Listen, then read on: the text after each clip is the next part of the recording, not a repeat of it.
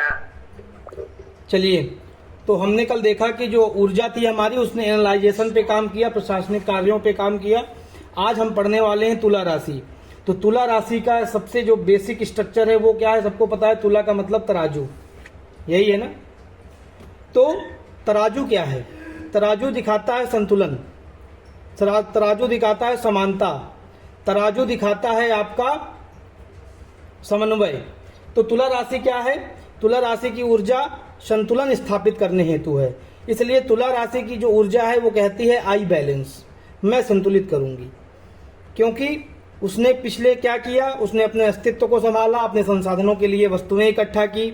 अब जो ऊर्जा है वो आगे बढ़ते हुए मिथुन राशि में, जो कन्या की ही तरह वायु तत्व राशि थी और बुध ही उसका स्वामी था, तो उसने क्या किया कि वहां पे उसने संबंध तो स्थापित कर लिए, सूचना एवं संचार तो स्थापित कर लिया, ठीक।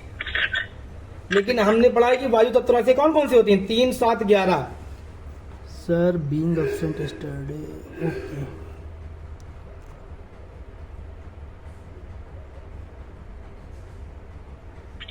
ओके ओके ओके आप ज्वाइन आज करिए ना, ज्वाइन टुडे नाउ।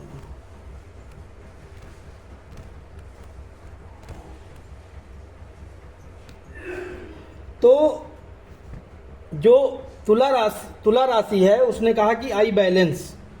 अब जो तुला राशि का जो सिंबल है तराजू, उस दोनों पहलू पे अलग अलग चीजें बताता है। जो तराजू है उसमें आप देखते हैं 2 कटोरी नुमा होते हैं। एक दिखा रहा है मटेरियलिज्म यानी भौतिकवाद यानी भौतिक संसार, दूसरा दिखा रहा है स्पिरिचुअलिटी यानी आध्यात्मिक संस्कार, आपके धर्म कर्म इत्यादि जो नैतिक कर्म है। तो तुला राशि का कार्य क्या है कि तुला राशि का कार्य है कि उन दोनों के मध्य में संतुलन स्थापित करना। किसमें? भौतिक जीवन और आध्यात्मिक जीवन। तुला लग्न या तुला राशि का व्यक्ति जो होगा वो उसके जीवन में एक ना एक ऐसा मोड़ जरूर आता है जब उसको फैसला लेना पड़ता है कि मैं किस ओर जाऊं, आध्यात्मिकता को चुनूं या भौतिकता को चुनूं, यानी भौतिकवाद को चुनूं, मटेरियलिस्टिक को चुनूं, ठीक है, अपनी लग्जरी को चुनूं, ठीक। तो इन सब चीजों को, जो भोग विलासता, काम वासना इत्यादि एवं इस आध्यात्मिक कर्मा को संतुलित करने का कार्य ही तुला राशि के पास है, ठीक। तुला राशि का स्वामी शुक्र है, नोट डाउन कर लीजिए। और तुला राशि का जो कोट है वो है आई बैलेंस, या एक चीज और इसका होता है आई रिएक्ट, ठीक है, कि अब उसको रिएक्ट करना है। तो ये चीज भी आप लिख लीजिएगा। सॉरी, रिएक्ट नहीं, रिएक्ट तो सिंह राशि ने किया, रिलेट, आई रिलेट, ठीक है। उसको संबंध जो है उसको बैलेंस, संतुलन कब बनेगा? जब कोई रिलेशन के लिए बैलेंस जरूरी है। तो आई रिलेट या आई बैलेंस मुख्य है, कोट लिख लीजिए। स्वामी शुक्र है और चिन्ह है तराजू, जो हमने बताया तुला। एक व्यक्ति है जो बाजार में खड़ा है तराजू लेकर,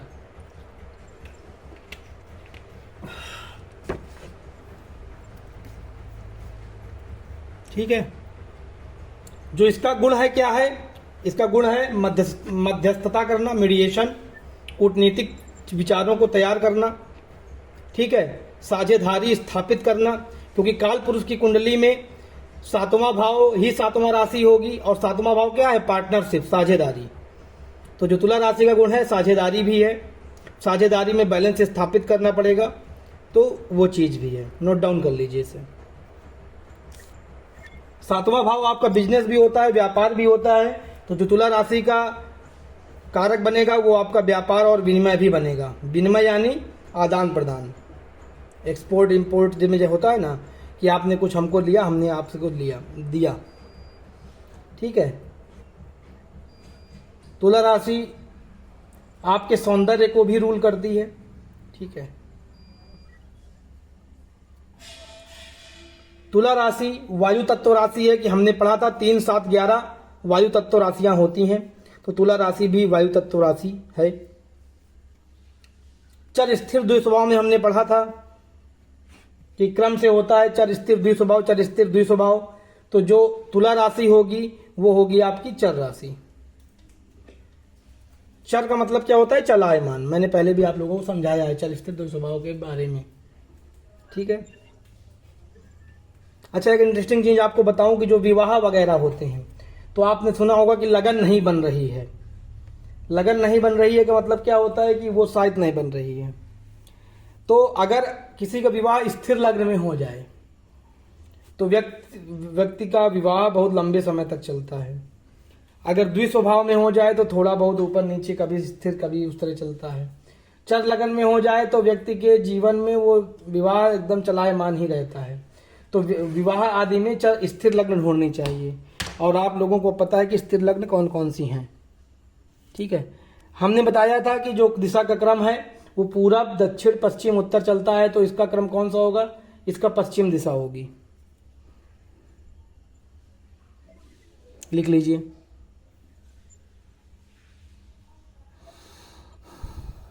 सर हम्म। आपने अपने राशि में एक नोट डाउन करवाया था, राशियों की प्रमुख दृष्टि भी होती है, उन्मुख सम्मुख पार्श्व दृष्टि, वो मुझे क्लियर नहीं हो रहा था। वो आगे करेंगे फिर जब ग्रह करेंगे ना। वो मैंने एडवांस वाला बीच में मैंने शुरू में 1-2 क्लासों में आप लोगों को काफ़ी दे दिया। फिर अब इस समय वो चीज़ें मैं नहीं बता रहा हूँ क्योंकि बहुत सारे लोग कंफ्यूज होते थे। तो क्योंकि हम अभी ऐसी चीज़ पढ़ रहे हैं, राशि का मतलब ये है कि बेसिक टू बेसिक है।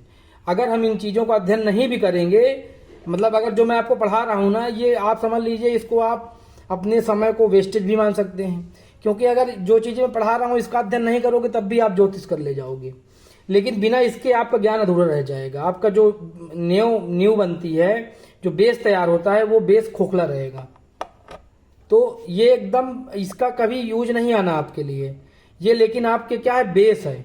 ये आपकी सोच डेवलप करेगा ज्योतिष के लिए कि ज्योतिष किस प्रकार से काम करती है। ज्योतिष को रटने के बजाय ऊर्जाओं के माध्यम से किस प्रकार समझना है, ये उसमें काम करेगा आपको।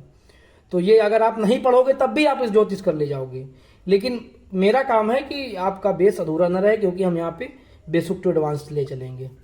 तो आप इसको जो है नोट डाउन कर लीजिए, जो हमने अभी तक बताया। कहाँ तक बता दिया? दिशा पश्चिम हो गई, ठीक है। अब इसके बाद लिखो। सर हाँ सर, क्या अस्थिर राशि को किसी एक दिशा में निश्चित कर सकते हैं क्या सर? समझे नहीं बात को? सर सारी राशियों की दिशाएं हैं। बोले विवाह के लिए एक अस्थिर राशि, तो आपने दिशा बोला सारी राशि, तो सारी आपने सर बोला पश्चिम दिशा, तो एक सारी अस्थिर राशियों को, जैसे आपने दिशा बोले सर पश्चिम, तो सभी अस्थिर राशियों को सर पश्चिम दिशा में स्थापित कर सकते हैं सर? उसमें तो सर मिक्स है ना, सभी राशियां ना। देखो स्वभाव कितने हैं? चर स्थिर द्विस्वभाव 3 है। दिशाएं कितनी है? 4। तो 12 को 1 में 3 में एडजस्ट करना है, 12 को 1 में 4 में एडजस्ट करना है। तो सारी स्थिर कैसे हो जाएंगी पश्चिम में? जब आप लगाओ ना, काउंट करो आप। वही तो आप कुछ नहीं, उसमें 1 से 12 तक का चार्ट बनाओ, ठीक है। वही तो बोल रहे सर। हाँ, सर आप लिखते जाओ चर स्थिर द्विस्वभाव, चर स्थिर द्विस्वभाव, चर स्थिर द्विस्वभाव। फिर लिखते जाओ पूरब दक्षिण पश्चिम उत्तर, पूरब दक्षिण पश्चिम उत्तर, बस, ठीक है। सर इसका एक वो भी है, शॉर्टकट भी है, अपवाज करके हम करेंगे ना उंगली पे, फिंगर पे, जैसे पहले लोग करते थे पंडित, मेष वृषभ, दूसरी तीसरी मकर, तो ऐसे ही हम पूर्व साउथ पश्चिम ऐसे करके। वही तो मैं बोल रहा हूँ कि आप जो है लाइन से चलो ना, कि एक नंबर कैसे चलेगा क्रम चलेगा पूरब दक्षिण पश्चिम उत्तर, पूरब दक्षिण पश्चिम उत्तर, पूरब दक्षिण पश्चिम उत्तर।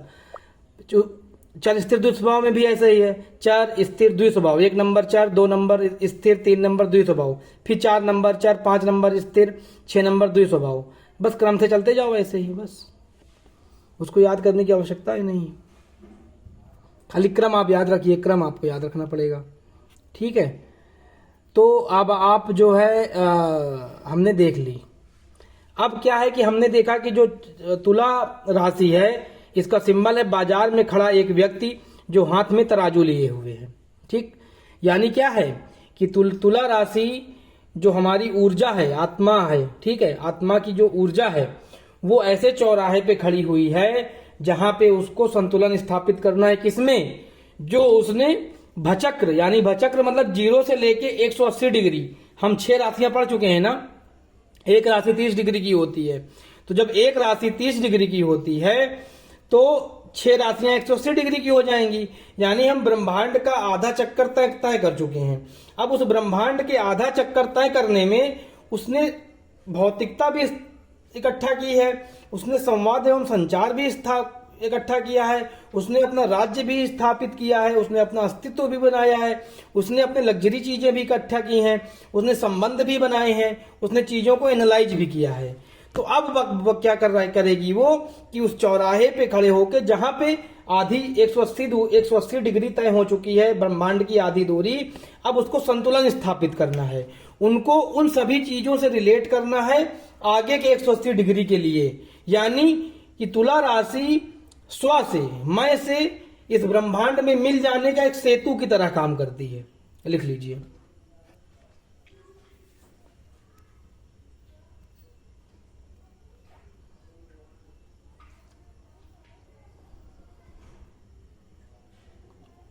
जो मैंने आपको बताया कि तुला राशि लग्जरी, आप ये लिखिए कि भौतिकवाद एवं आध्यात्मिक के बीच का संतुलन। इसमें जितने भी लोग हैं आज के युग में, सभी के पास ये समस्या आती है कि भौतिकता की ओर जाएं कि आध्यात्मिकता की ओर जाएं। आध्यात्मिकता की ओर जाने लगते हैं तो भौतिक चीजें छूटने लगती हैं, और भौतिक की ओर जाने लगते हैं तो आध्यात्मिक चीजें छूटने लगती हैं। बहुत सारे लोगों के साथ ये समस्याएं उत्पन्न होती हैं।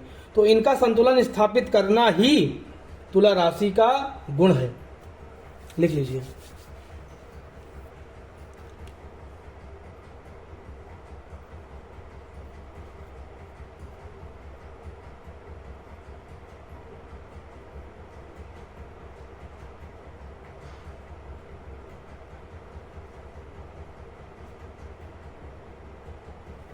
तुला राशि के लोगों का जो सबसे बड़ा डर होता है, तुला राशि के लोगों को सबसे बड़ा डर होता है, या कोई भी तुला लग्न होगी या तुला राशि होगा, व्यक्ति होगा, तो उसको एक डर होता है अकेलेपन का डर, कोई छोड़ ना दे का डर, सामने वाला क्या जज करेगा उसका डर। जिसके चलते इस राशि के लोग क्या करते हैं, एक मुखौटा रूपी अपने आप को धारण कर लेते हैं। ठीक, तो इन लोगों का कर्मा वेरिफिकेशन क्या होगा कि अपने कर्मों को दूसरे के दिखाने के लिए नहीं, अपने जीवन के लिए, अपने जीवन की चेतना को उठाने के लिए तय करें। जिस दिन ये लोग किसी दूसरे को दिखाने के लिए छोड़कर खुद के लिए काम करने लग जाते हैं, ये राशि के लोग या ये लग्न के लोग बहुत ऊपर चले जाएंगे। इनका प्यूरिफिकेशन क्या हो गया कि दिखावे में कुछ नहीं करना है, दूसरा जज क्या कर रहा है, क्या सोच रहा है, उसके लिए कोई भी काम नहीं करना है। ठीक, लिख लीजिए।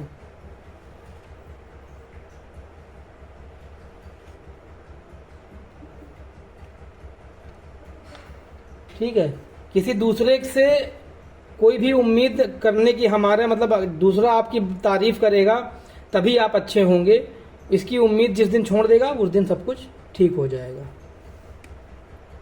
लिख लीजिए इसको भी।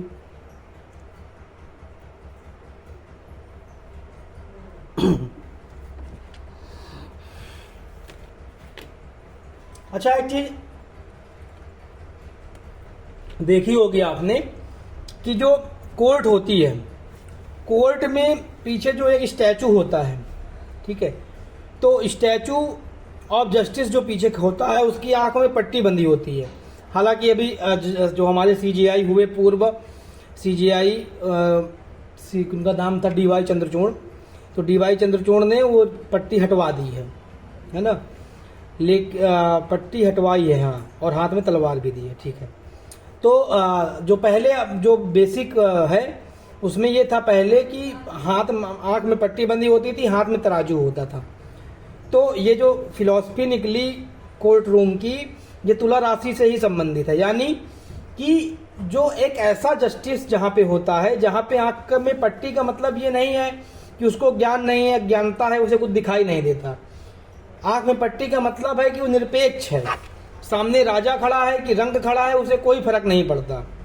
ठीक, तो उसके लिए सब बराबर हैं, इसलिए आंख में पट्टी बंधी हुई है। वो कानून के नियमों पे चलेगा। ठीक, इसलिए जो तराजू है वो ये सबको एक बराबर तौलेगा। तराजू ये दिखा रहा है, यहाँ पे पट्टी ये दिखा रही है कि वो निरपेक्ष है, किसी का पक्षपात नहीं लेगा। तो तुला राशि की फिलॉसफी भी यही है। इसीलिए क्या होता है कि शनि क्या है कि शनि न्याय का ग्रह है ब्रह्मांड में। तो शनि यहाँ पे इसलिए उच्च का हो जाता है क्योंकि एक जस्टिस को जब निरपेक्ष न्याय, यहाँ पे निरपेक्ष न्याय के लिए वातावरण प्राप्त होता है जहाँ पे वो बिना किसी भेदभाव के न्याय कर सके, कुछ भी सजा सुना सके, कुछ भी रिवार्ड दे सके, तो जहाँ पे वो एनवायरनमेंट प्राप्त होता है एक जस्टिस को, एक न्याय के देवता को, न्याय देने वाले ग्रह को, तो वो सबसे ज्यादा कंफर्टेबल कहाँ पे होगा? जहाँ पे संतुलन स्थापित करने के लिए, जहाँ पे समन्वय और समानता से निर्णय लिया जाएगा। तो इसलिए शनि यहाँ पे क्या हो जाता है? शनि यहाँ पे उच्च का हो जाता है। सूर्य नीच का हो जाता है। क्यों? क्योंकि सूर्य एक राजा है और राजा कभी भी बाजार में जो तराजू लेके खड़ा हुआ है उस एनवायरनमेंट में पहुंच नहीं सकता, क्योंकि राजा बाजार में जाएगा तो उस तराजू के सामने उसका अहंकार शून्य हो जाएगा, पिघल जाएगा। तो जिस प्रकार से आम जनता को तौला जाता है उस प्रकार से राजा को तौलेंगे तो काहे का राजा, फिर तो आम जनता और राजा एक बराबर हो गए। तो इसलिए जो राजा का ईगो है वो डैमेज हो जाता है। तो इसलिए यहाँ पे क्या है? सूर्य यहाँ पे नीच का हो जाता है। लिख लीजिए।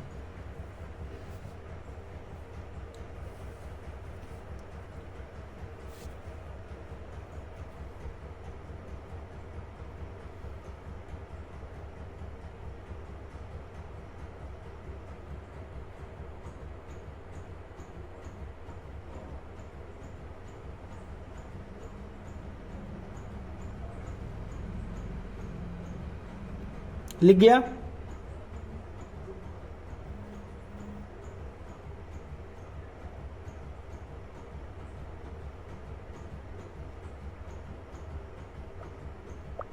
जो चलिए लिखिए आगे। जो तुला राशि के लगन होगा, ठीक है, तुला राशि का जो अंग होगा, अंग लिखिए।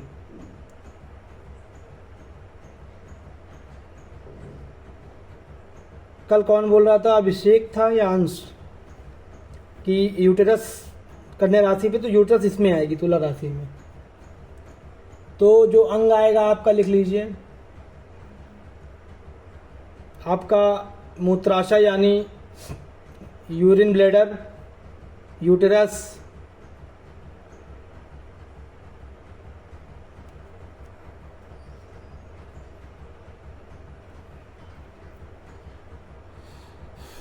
किडनी आपकी, रीढ़ का निचला हिस्सा, ये प्रमुख अंग होंगे। ठीक है।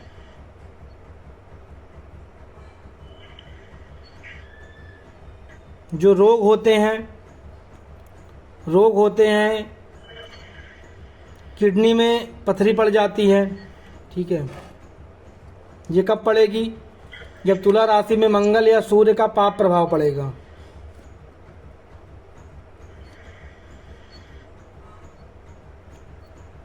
तुला राशि में मंगल या सूर्य हो और राहु या शनि की, वहाँ शनि की नहीं, राहु की दृष्टि वहाँ पे चली जाए तो क्या होता है? पथरी की शिकायत हो जाती है।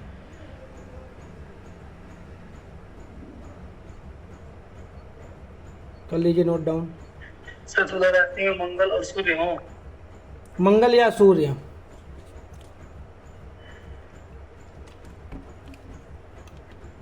ठीक है। ये मान लीजिए कि आप यूरिन सिस्टम पे इन्फेक्शन, ये लिख लीजिए, यूटीआई बोलते हैं उसे, यूरिनरी ट्रैक्ट इन्फेक्शन, लेकिन आप ये लिख लीजिए कि यूरिन सिस्टम जो भी है, मूत्र प्रणाली में इन्फेक्शन, कमर के निचला दर्द जो होता है जिसके हम साइटिका इत्यादि भी बोलते हैं, त्वचा के रोग भी इसी में से होते हैं। क्यों? अच्छा, त्वचा के रोग क्यों होते हैं ये समझिए। क्योंकि तुला राशि जो है वो क्या करती है? संतुलन स्थापित करती है। संतुलन का मतलब क्या? आपकी बॉडी में भी किडनी है, किडनी क्या करती है? विषाक्त पदार्थों को हटाती है, डिटॉक्सिफिकेशन करती है। ठीक है। किडनी पे दिक्कत आती है, किडनी पे आपके कैरेटीन आपका जब बढ़ जाता है तो क्या होता है कि आपका डिटॉक्सिफिकेशन स्लो हो जाता है, आपके खून में आपके बॉडी में विषाक्त पदार्थ दौड़ने लगते हैं। तो किडनी क्या करते हैं, जो आपके फ्लूइड है, क्योंकि मूत्राशय भी उसके पास है, ठीक है, तुला राशि के पास मूत्राशय भी है, तो मूत्राशय और किडनी क्या करती हैं कि जो आपकी फ्लूइड है, जो आपकी बॉडी में जल उपस्थित फ्लूइड किसी भी प्रकार का, उनका प्यूरिफिकेशन, कि टॉक्सिक चीजें इधर जाएंगी, डिटॉक्सिक चीजें इधर जाएंगी, ठीक। तो डिटॉक्सिफिकेशन का काम भी तुला राशि करती है, इसलिए जो त्वचा संबंधी दिक्कतें हैं वो भी तुला राशि के पास है। लिख लीजिए।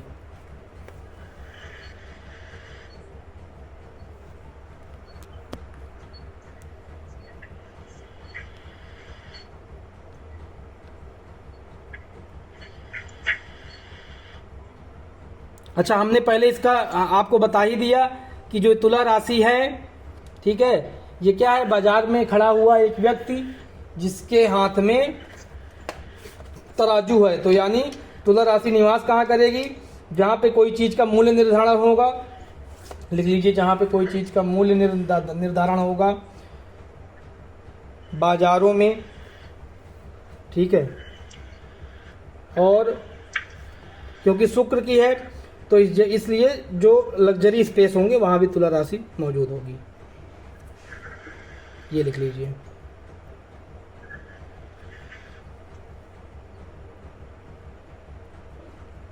चलिए अब जो है नेक्स्ट स्क्रीन पे चलते हैं, हम लोग करेंगे नक्षत्र, और नक्षत्र के बाद फैक्ट्स नोट डाउन करेंगे। यहां तक क्लियर?